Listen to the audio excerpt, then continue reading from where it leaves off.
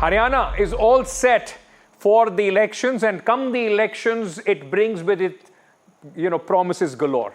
The Congress, this 7 that you are seeing Mr. Kharge is holding, 7 key guarantees have been promised by the Congress party. The manifesto will be released later, but these are the 7 key promises that Mr. Kharge has made on behalf of the Congress party if they win the elections of Haryana come October 8. What are these promises? Let me give you some details.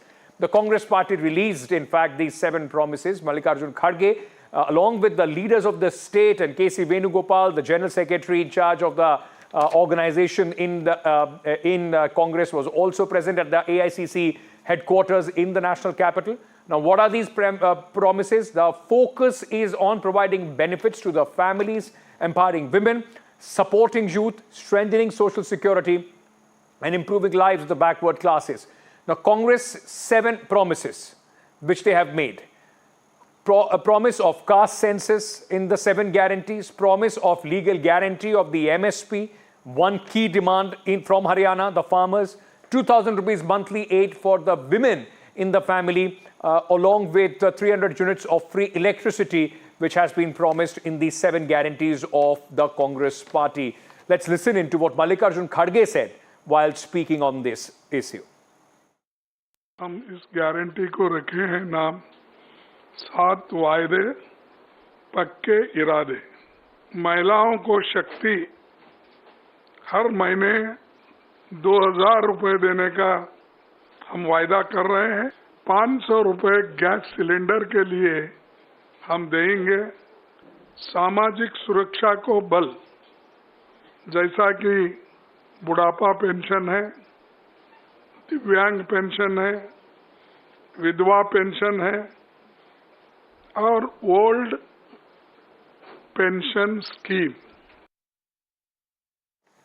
Right. So, as you see, the Congress, in fact, coming up with all these promises, they are hoping that some of these populist measures are going to garner them the votes come October 8th. Now, the BJP and BJP President JP Nadda is all set to release the party's manifesto and promises tomorrow. It is going to take place at 4 p.m. tomorrow. And this is where the BJP would hope that they are able to counter Congress's promises of cheaper LPG cylinder, lots of jobs. The Congress party, 2 lakh jobs they have promised, also houses on subsidy as far as the poor are concerned, plus 25 lakh rupee, health insurance, right on the lines of what Ashok Gehlot, former chief minister of Rajasthan, had introduced in the state of Rajasthan. All right, let me go across to my colleague Sunil Prabhu, who is joining us at this moment. Sunil, 10 years of anti-incumbency plus with these populist promises, the Congress is hoping that it will be enough to woo the voters, this time at least, for Mr. Hooda and the Congress party. That's right. I think these 7 guarantees, which has now become the template, I think, after the last Lok Sabha elections, as well as prior to that in the Karnataka elections, this has been the new strategy of the Congress party to promise, for example, 300 units of electricity, free medical treatment up to 25 lakhs, as you were pointing out with Rajasthan, 2,000 every month for ladies, and like that you carry on with that entire exercise. So it's in that backdrop, gas cylinders at 500, the recruitment up to 2 lakh people, drug-free Haryana initiative that will be done, restoration of the old pension scheme. These are all very emotive issues dealing with the youth, with the women, with the farmers, and they hope that this will be a resonance. Of course, the biggest factor is the unity within the Congress, be it Mr. Hooda, be it Kumari Selja, or be it Randeep Surjewala. It would have been good if they all 3 were present today. Only Mr. Hooda and the PCC president were present, and that's the only stumbling block which is holding back the Congress at present in this fight in the Haryana elections. Akhilesh is also joining us to get a perspective on what the BJP is saying. But very quickly, Sunil, before I let you go, quickly a brief answer. Yesterday you spoke to Mr. Huda. He denied any factionalism. Wasn't it open and displayed today by nobody like Ms. Shailja and Mr. Surjewala being on that stage? Absolutely. I think that, is a message, as I said, and that's a real handicap for the Congress party to show a united front because Mr. Huda has been able to put his stamp right across the state. In fact, he has his own PCC chief. He's been the strong man in Haryana. And it's in that backdrop now that we'll have to wait and see how they work in the next 2-3 weeks ahead of the assembly elections when it goes for polling. That united face of them campaigning together, be it with Selja or be it with Randeep Surjewala. Mr. Huda has to make that big reach out and show a united front. I think there should have been an 8th promise that Mr. Kharge should have made about a united Congress and not a bickering Congress in Haryana. Thank you so much, Sunil, for joining me at this moment.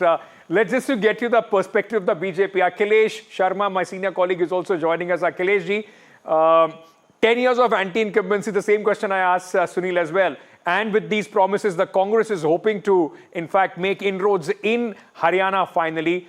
Does the BJP have an answer to these promises? Well, Ankit, we have to wait and see tomorrow because tomorrow Party President JP Nadda is going to release BJP's manifesto for Haryana Assembly elections in Rohtak. And this will be an interesting document to watch because BJP has been in power for the past 10 years in Haryana and now the party is trying to make a comeback with a hat-trick. Now we have to wait and see what kind of promises with the BJP come up. Because in the past few days, when Mr. Naib Singh Saini, who replaced Mr. Manohar Khattar in Haryana, he has been trying to, send a message to not only the women voters of Haryana but also to the farmers. Because recently he has announced that 24 crops will be covered under MSP, which is the highest number in the country. That's what the BJP says. So will BJP continue to have this kind of promises for the farmers community, also for the women voters? This is a big question. And as far as the employment issue is concerned, BJP has been saying that they are giving jobs without parchi and kharchi. That means without any recommendation or without any bribe, BJP has managed to give jobs to youth in Haryana. As far as Agniveer scheme is concerned, BJP is saying that none of the retiree from Agnipath will be left jobless in Haryana. If the BJP comes to power, they will make it sure that each one of them get job after the Agnipath. So this is what the BJP has been promising. As far as the Congress promises are concerned, which have been released by Mr. Kharge today, BJP is saying that all of them are populist promises. Okay. And they have seen how in Himachal Pradesh, in Rajasthan and also in Karnataka, Congress has made similar tall promises. Right. But when it comes to the implementation of those schemes and promises, the Congress faces difficulty, and recently in Himachal Pradesh, the Congress party faced a lot of financial crisis due to all these promises. Akhilesh Sharma, thank you so much for joining us with all those details.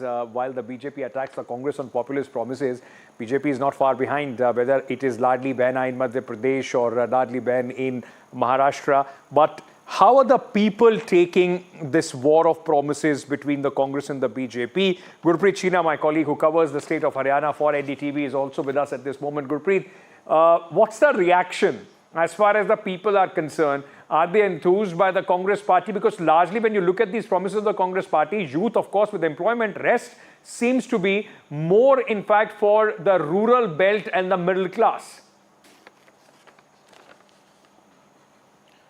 Well, yes, as you have already told, Congress has taken a very, very calculative step, and even for these guarantees which they are just given in the manifesto, they have taken all the precautions, and what we have learned, they have touched every section of the society. If we can talk about the women, they had already touched them, saying that they will be providing them 2,000 rupees per woman. At the same time, what we can understand, even 2 lakh job had been promised, and this was one of the major poll plank for the Congress. We have seen they have been putting a lot of questions question mark over Haryana government, saying that they were not able to give proper employment, and a lot of youth, they were not able to get employment. That was one of the major political issue in the state of Haryana at this point of time. What we can understand, they are trying to encash anti-incumbency against the government, and that was also one of the reasons why this MSP has been given as a promise in this manifesto, because they want to woo a section of the farmers,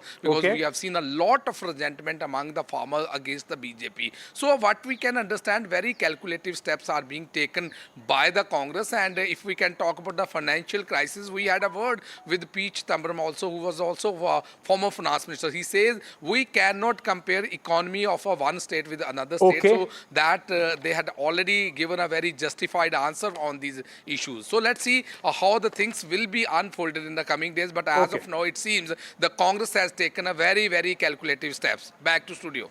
Thank you so much, Gurpreet, for joining us with all those details.